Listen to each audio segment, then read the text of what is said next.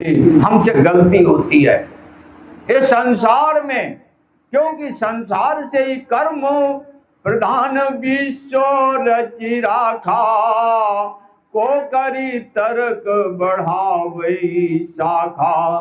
कोई कुछ भी करे, कैसे भी करे, लेकिन कर्म की प्रधानता इस शरीर से है। तो जब कर्म की प्रधानता है तो इसी संसार में हमको उचित कर्म करने की ज्ञान प्राप्त करना है।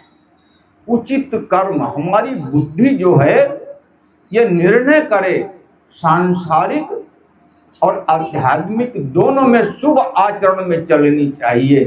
ये धर्म का लक्षण है।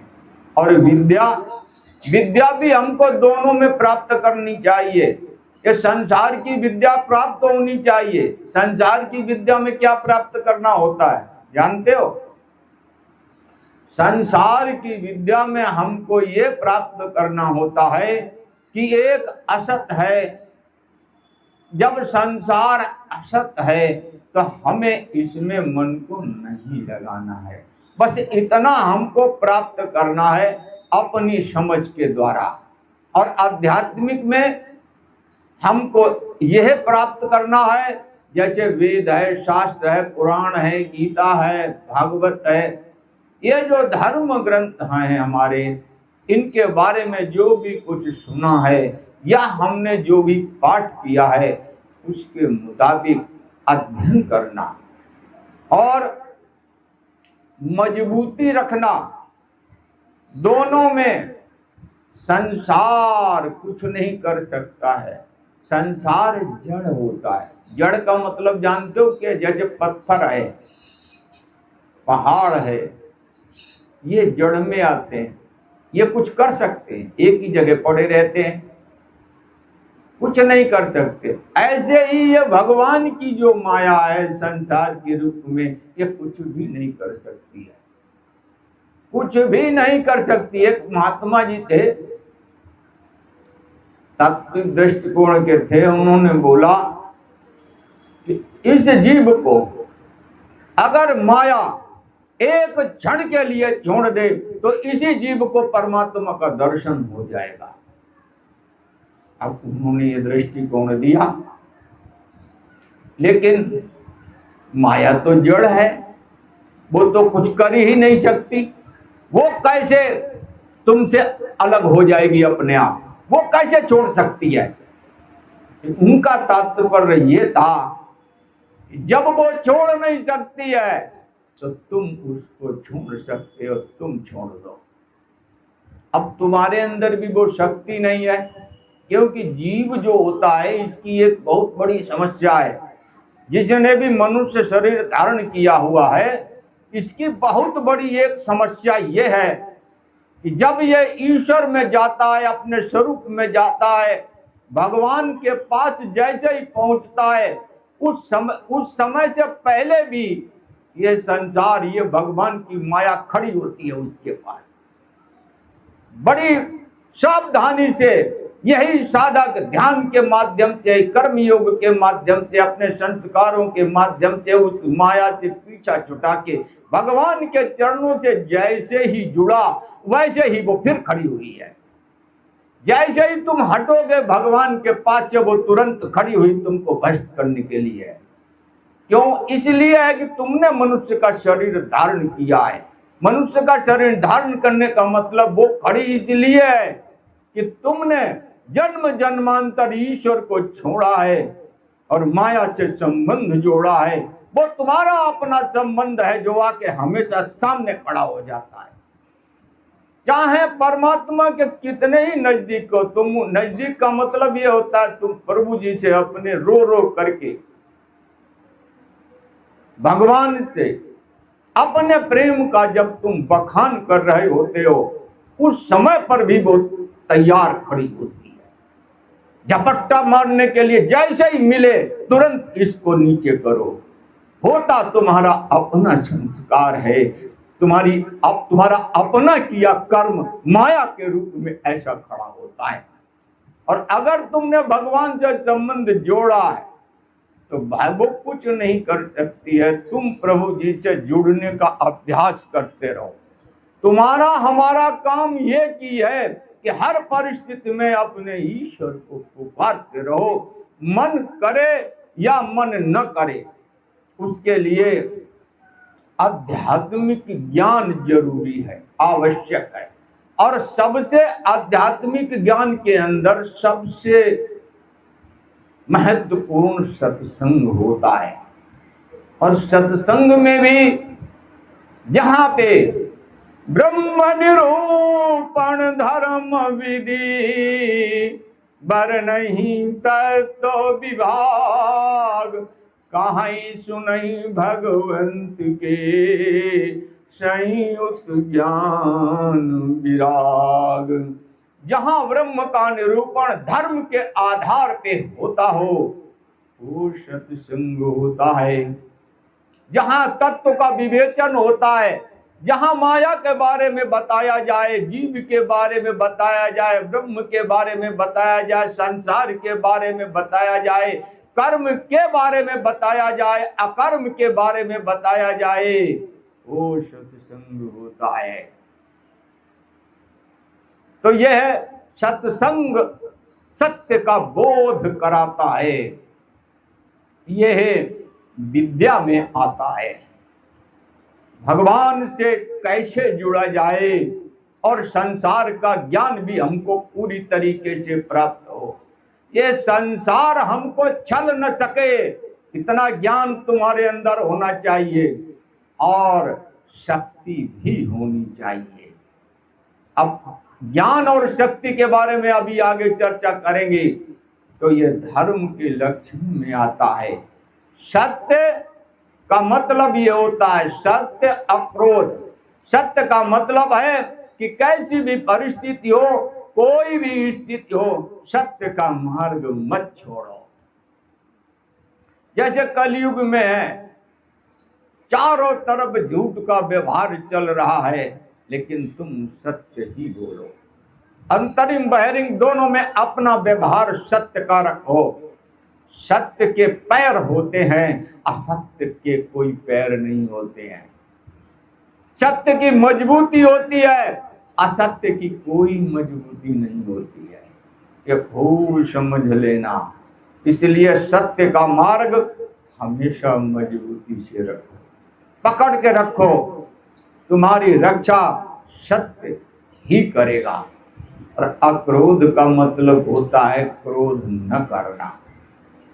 क्रोध न करने का मतलब जानते हो क्या होता है? एक समझ लो अच्छे से, ये धर्म का 10वां लक्षण है। क्रोध का मतलब ये होता है, एक बार नारद जी इस मर्त्यलोक में आए, भ्रमण कर रहे थे। देखा एक सांप है, उसने अपना पूरा क्षेत्र मजबूती से पकड़ रखा था। कोई भी बच्चा, कोई भी बालक, कोई भी वृद्ध, कोई भी बलवान, कोई भी जाता नहीं था उसकी डर की वजह से। उस क्षेत्र में नहीं जाता था जहां पे वो सांप रहता था। और बड़ा भयानक था, काला भुजंग सांप। नारद जी गए तो देखा कि वो है और ऐसा उसने बना रखा है, तो उसके पास गए। था वो पूर्व जन्म का संस्कारी जी, इसी अपराध के कारण सांप बन गया। क्योंकि संत जब भी जाएगा उसके पास, ऐसे नहीं जाते हैं संत।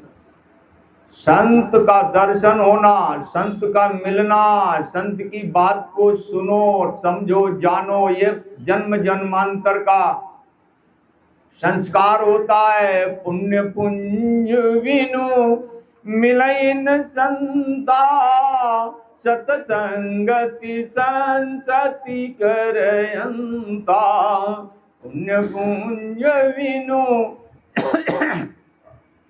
मिलन संता, सतसंगति संसति करयंता।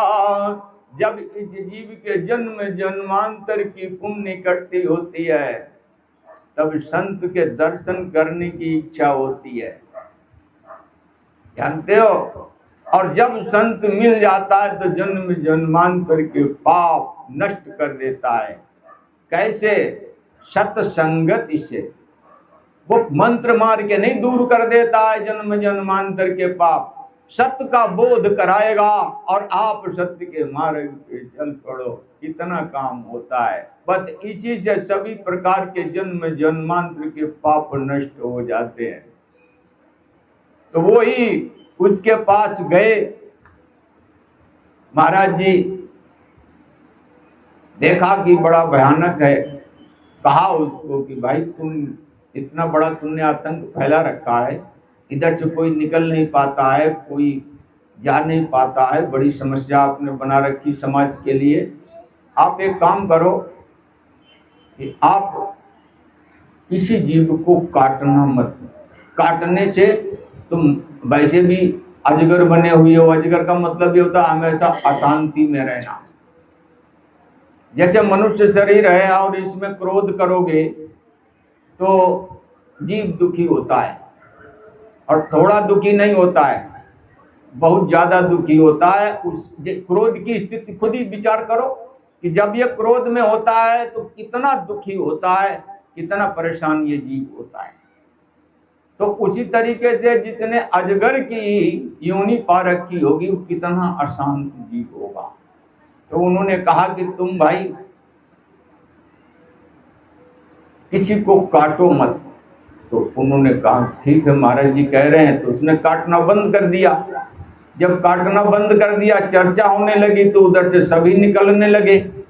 जब सभी निकलने लगे तो एक दिन उसको देख लिया लोगों ने। देख लिया तो वो भी निश्चिंत था कि मुझे काटना तो है नहीं। तो लोगों ने उसको, बच्चों ने पत्थर मारा, किसी ने डंडा मारा, कुछ भी हुआ। तो वो असहाय अवस्था में पड़ा था। तो नारद जी ने देखा, चलो भाई एक बार फिर मिलते हैं चल के। गए तो उसी क्षेत्र में गए जहां वो था। देखा कि वो तो लूहन पड़ा हुआ है। तो नारद जी से वो गिल्ला शिकवा करने लगा कि महाराज जब मैं किसी को काटता था, पूरा आतंक फैला रखा था, तब हम सुरक्षित थे। आज हमारी ये हालत बनी हुई है, हमने आपके वचनों को मान लिया तो हमारी ये दुर्दशा हुई है। कहने लगे भाई तुम एक बात बताओ, मैंने क्रोध करने के लिए मना किया था, मैंने काटने के लिए मना किया था, पाप कर्म करने के लिए मना किया था, लेकिन फुंकारने के लिए थोड़ी मना किया था मैंने तुम्हें। तुमने जो आगे सोच लिया, संत की बात, तत्वदर्शी महापुरुष की बात और सत्संग की बात पूरी समझो तब फायदा होता है। आधी अधूरी समझने से फायदा नहीं होता है। उसी प्रकार से संसार में रहो और फुंकार पूरी होनी चाहिए। अगर फुंकार में कमी करोगे तो तुमको ये दुनिया जीने नहीं देगी, चारों तरफ से परेशान करेगी। फुंकार में कोई कमी नहीं, लेकिन शौच का मतलब अंदर और बाहर दोनों में पवित्र रहना। इंद्रियों और मन को सदैव ज्ञान की दिशा में चलाना। धीर का मतलब ये होता है, धी का मतलब कि अपने को पूरी तरीके से बुद्धि में उचित और अनुचित का निर्णय करके तब कर्म को करना।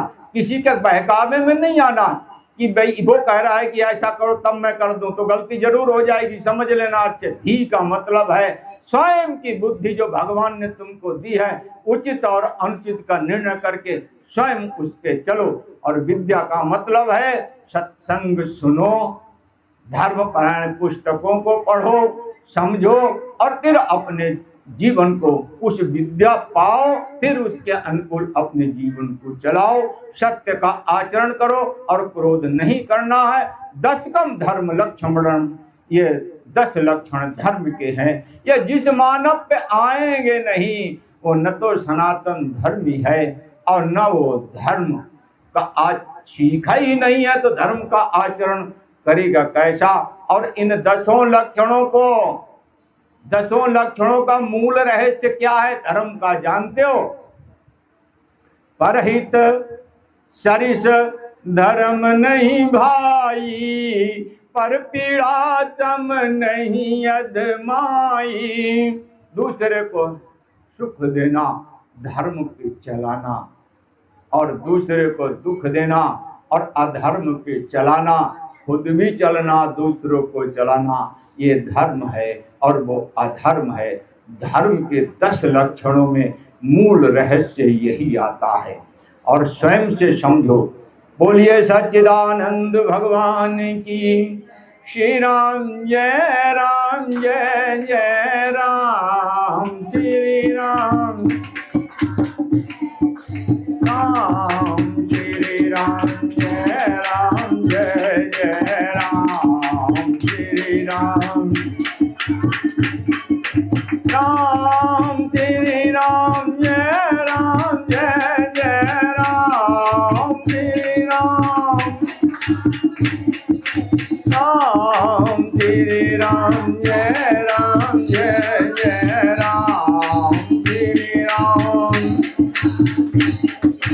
राम, श्री राम जय जय राम, श्री राम जय राम, श्री राम जय जय राम, श्री राम जय राम, हम श्री राम जय जय राम, श्री राम जय जय